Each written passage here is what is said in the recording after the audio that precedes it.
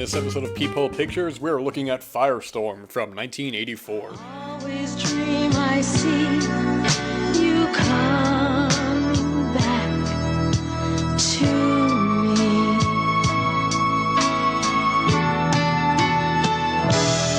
Heart like a mirror, chill and serene. Heart like a river, frozen in time, holding reflections no one has seen, like a mountain of crystal no one can climb, but now I see you, your face upon the silent night that covers me, your smile that flames and disappears upon the sea. I always dream I see you Alright, got a hot cup of coffee here, and speaking of hot, we have FireStorm. Hot as a play on words, not necessarily a measure of the content on screen. But anyways, this is directed by Cecil Howard, 1984, with an all-star cast led by one of my favorites, Eric Edwards. In the film, we also have Sharon Mitchell, Kate Parker, Tina Marie, Veronica Hart, John Leslie, Joanna Storm. It's a really solid cast. And actually, Cecil Howard has a little cameo in the film as well. Early on, there's a bar scene where you can see him in the right of the frame. And originally, this was going to be a review of the Command Cinema Blu-ray release, but I didn't get to all the features on this, and I had noticed that I didn't know exactly what he looked like, but when listening to the audio commentary with Eric Edwards, he had pointed that out. And when I said before this was going to be a review of that release, it originally was, but I didn't get to all the features in time, and this was one that I was already kind of putting off. Things have been just so busy lately, I wanted to do at least a review of the film as well, as, you know, in as much as I could, as compared to going through all the features on it. I looked at a little bit of some of the other features. The script to dialogue screen featurette is really fascinating. I always love seeing what is actually written as opposed to what's on screen, or how that translates on screen, I should say. And the restoration on this, I gotta say, the transfer is really, really exceptional. I think the film as well, looking at other versions online, at least, it's looked solid as is. It's a very crisp looking film, but just this transfer looks so fantastic. But anyways, we're talking about that all-star cast in this, and Eric Edwards in this film, he's leading the film. He plays something of a ghostwriter who gets involved in this family's kind of strange sort of melodrama led by Kate Parker. There's some weird kind of mysterious stuff going on with the family. Eric Edwards is sort of our gateway into the film. We're seeing the whole film through his perspective, and how he's being persuaded by these different characters. We have this strange kind of subplot with, well, not even subplot, I should say, but this strange kind of plot that we go back to again and again, involving Joanna Storm. And we notice that she's blind, and we start to wonder what's really going on. And I think above all else, this is 1984, so this is definitely at the tail end of the golden age of porn. But I think overall, despite any criticisms I may have of the film, I think this is one of the best shot and one of the best edited adult films I've seen. Just the way that, the scenes, that the narrative is strung together. Although I have my problems with the narrative, which I'll get into, I think overall this is, when people talk about gateways, sort of adult films, I think this is one that definitely comes to mind. A criticism that I do have, I guess, with the plot is that when I'm first watching it, I guess I was having trouble kind of stringing it together, because I'm sitting there watching, I'm like, man, I'm not really exactly sure what is connecting all this besides just the obvious. Eric Edwards is in the majority of the scenes. He has the majority of the love scenes in this. He has one with like Joanna Storm and Sharon Mitchell early on. And he's great. He's a great lead. He's one of my favorite actors from this period. But when I was watching this, I'm like, man, I'm having a little bit of trouble really following what's going on here. So looking up online, people giving different descriptions of it, of how he's kind of going from one person to another, and what that's all sort of leading into. By reading up on that, I was able to get it more. And I don't even necessarily mean certain plot points. I mean, I get the big kind of plot points here.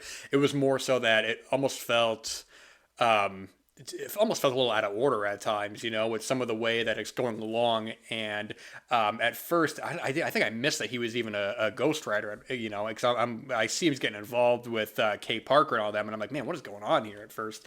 But I think I might be in the minority on that, because it seems like everybody else who I looked up, because I like to look up like what people's opinions are, what any kind of facts or tidbits they point out. Everybody seemed to have a pretty clear grasp on it, so I'm willing to admit that's my fault on that. I just didn't think it was very clear from the start. But speaking right from the start, the film is shot gorgeously. I said before that it looks gorgeous, but a lot of the lighting in this is just so well done. There's a great sequence that starts at the beginning of it with Joanna Storm where she's looking out of a window, and through the blinds we have this smoke, this like fog kind of rolling in. It's just so atmospheric and it's so well done. A lot of this film has this sort of this hazy kind of look to it, this sort of smoky look, like I'm saying before at the like in the bar scene where Cecil Howard has a cameo.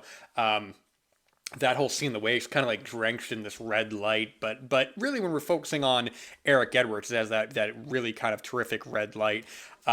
But it has like a very dreamlike quality, almost in a way where I guess you could. I mean, when I think of like something specifically dreamlike, you think of like, okay, well, Devil and Miss Jones has that smoky kind of quality, but it's almost like the same feeling of somebody like flashing back, somebody looking back, and like in your head, you sort of have this fuzzy kind of memory of it. I should also say here that the cinematographer on this is credited to Stephen Kamen, who also did Babe from '81. He primarily did a lot of adult films at first before going on to doing what looks to be lower budget action films like Search and Destroy, Shock Troop, Blue Vengeance. I'm not terribly familiar with him, but I will say the way the film is shot is absolutely fantastic. It looks so good, and the way that certain scenes are lit and the way they're put together is so top notch. On the other end, the audio is something I had a little bit of an issue with. I don't know if it was just this release or not, which also I got to point out that the Command Cinema Blu-ray doesn't actually have any subtitles on it, which was unfortunate. But there was a couple times I was noticing that the audio was a little inconsistent in terms of the dialogue. I found myself having to turn it up and turn it down a couple of times. And even when I was listening to the commentary, which isn't the issue of the film itself, it's more so the release, that even with the commentary with Eric Edwards, it sounded a little too quiet at times. Then, I have to turn it up a bit, and then it got too loud. And I noticed that with the film, this happened a couple of times. I haven't had another version of this compared to, so I don't know if this is just this release or not. But I noticed that was a little inconsistent at first. So as the film's going along, Eric Edwards is getting more involved with this weird kind of family, these characters that are sort of wandering in and out. Joanna Storm wanders in and out of the movie, sort of here and there. Where we really start to wonder what her goal is, because she seems so distant from the other characters. She seems very out there. And we slowly start to figure out kind of what's going on, her relationship, and really how she kind of got the way that she is in the film. And she kind of bounces off of, or I should say the opposite of her would be a Kay Parker, who is just a really fantastic, really kind of like a co-lead in this film. I guess you could sort of say so. I mean, after a certain point, she definitely becomes one of the central characters in the whole thing. She has two sex scenes in this. The first one with Sean Elliott was it was well done, but it was strange at first because I mean the way her legs were kind of being thrown up in the air, it was framed very strangely, or at least it seemed like not a lot of direction there. But there is some cool stuff with her character. There's one shot that I really like where she has this I think it was like an earring or his neck. I think it was an earring, yeah, almost like in a teardrop that she holds up to her eye, and the way that fades to another party scene, and we start to learn more about the weird dynamics kind of going on there. It's all really well put together, and that's one of the things I'm saying is that even though I don't think the plot is put together the strongest, I think it's still an engaging film and just so well put together, honestly, man. I mean, the way that we're going through, even when Eric Edwards isn't, even when we're seeing stuff that, you'd be like, okay, his character wouldn't even know about this. We flash back to like a different kind of party scene and stuff, where it's like, okay, we're no longer even concerned with being involved with him, that you can criticize that right there, but I think all the acting in this, all the performances are just are just so strong. There's such strong performances that they're able to kind of hold the film on their own. Where Eric Edwards is a strong enough actor where he could be in the entire film and to be able to prop it up. But the cast here, I mean, I mentioned at the start of the show, the cast is just so strong, and even some of the other actors whom I wasn't as familiar with, I think they're able to kind of hold their own as well and be able to bounce off each other in a really engaging way. And one of the things to note as well, a little uncommon with one of these films, is actually the runtime on this. This runs about an hour 40 minutes, give or take. Let me see if I can actually find the yeah, an hour 45. And would say for the most part, it's paced pretty well. The only part of the film I would say really kind of got dragged down was there's an extended scene at like a pool party in the second half that I felt. It wasn't bad. It could have been trimmed down. I was sitting there. I was definitely like, man, this scene is just kind of going on and on. But then we do get a pretty solid scene afterwards with Eric Edwards and Tina Marie. Although it was very funny, and Eric points this out in the commentary as well. He is so tan, but the outline of his underwear is so white, and it's incredibly distracting. And actually, even Tina Marie as well has a white outline where her bra and underwear was. And boy, oh boy, I don't know how long they were out in the sun for, but man, it's noticeable as all hell. Eric Edwards says that there's some kind of back and forth information on this, so I don't know who is actually true or not, but Eric Edwards says this was filmed in Long Island. But who was he doing the commentary with? I forgot who was hosting the commentary, but the other person who was hosting it said that this may have been filmed in Rumsfeld, New Jersey. Not that it really matters, so to speak. I just want to get an actual place to, to kind of pinpoint it down to. So New York or New Jersey in that area, it looks like a nice kind of warm day. But I tell you, be out in the sun all day and you get tanned like that, boy oh boy, you're gonna take underwear off and look like there's a big white shadow right there. And actually, speaking of white, there was I noticed that on this. It has to be on the film itself. There's a couple times where there's like two white dots at like the center of the frame that it's in a lot of the film, and then it's not in a lot of the film. At first I was like, is my is my player messing up? Is this a TV? But then it was because it was consistent in every frame, and then it would go away for a while, and then it would come back. So I don't know what I assume that's just a film kind of print issue right there. It's not a big deal. It's just something that I looked at or I noticed every time that it popped up. Going back before with Kay Parker, what I wanted to mention before is kind of, Kay Parker really is just one of my favorite actresses from this era. I think when she really has to emote and when she really kind of has to, not necessarily flip a switch, but when she has to really kind of have this domineering sort of force, I think she's very natural at it. She's very good. Even some of her facial expressions. She's somebody who I never get the sense that she has to try too hard. She seems like a very natural kind of actress because there's even like one sequence that I think is really really great. It's a subtle sequence, but one nonetheless where she has this really menacing look where she's like looking into the mirror and she's like slowly starting to smudge this lipstick over her. We just see kind of this distraught this distraughtness, I guess you would say, on her face of just this pure menace. I think she just naturally. Some of those up close shots like that, I think her facial expressions are just so great. And there's even a scene earlier, I think it was at the party scene. I don't remember. I do apologize, but it's like a side profile of her face, and we get all we need to see right there from her facial expressions. And I'm just like, wow, man, she really was one of the most talented actresses from this era. Going along with the pacing of the film, I think all the sex scenes are shot very well. For one, they're shot very well, and then two, they're also edited very well. There's enough room to breathe in every frame. That's something that I've talked a lot about before, and a lot of directors kind of fall into is that the editing and the photography is so important, I think, in these scenes. Not strictly just from an erotic point of view where, hey, you get like a full frame, full shot, everything like that, but just how it's put together. You have shots that don't linger for too long. These shots here, they move at a good pace. They're all put together well, and they are erotic, man. I mean, like I said before, that scene with Eric Edwards in it's like in a shed kind of area with Tina Marie, really well done. And then later on, kind of I don't know if it's really like a spoiler or not, but anyways, when two characters kind of get involved later on, that's really shot as well as like a good like kind of overhead shot that concludes it all, and it's all like all the parts are there. In terms of what I felt about the film, I liked it well enough, but it was interesting kind of seeing the universal sort of praise that this film has received. This is, I know this got nominated, or maybe even won some AVN awards. I think this was, I actually have it up here, funnily enough, if I can find it. It's just something that I don't really pay attention to, if a film is like nominated, like the AVN awards, I don't like look at all.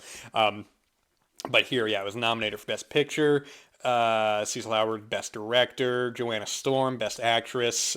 John Leslie, who's Best Supporting Actor. Which is funny, like Joanna Storm is listed as Best Actress and Kay Parker as Best Supporting Actress, because I think Kay Parker may actually have more screen time than Joanna Storm, but don't quote me on that. Best Screenplay, Best Art Direction, Best Cinematography, Best Film Editing, and Best Sex Scene. And I don't know what sex scene was nominated. I don't know if it even won any of them. Nominee, no. Okay, so John Leslie won for Best Supporting Actor, and that was the only award that it received. I wish I could find like an archive of some of those. It'd be very interesting to kind of look at which films won and which did. Maybe I'll start doing that from now on, seeing if I can find sort of these. Because I didn't. I mean, I tried to look a little bit at it, but I didn't really find too much. But either way, it's just interesting to note that. I should also say the score as well is pretty good. I noticed that there was one point where there's like the slow down kind of carnival music that sounds very, I would say dreamlike, because it matches the what I was talking about before. You know, like the bar scene, like the foggy kind of area. You know, it all sounds cool, man. And like some of the other score I think sounds solid as well. I've always said I can't really. I don't really know the best way to describe music and like why it works, why it doesn't.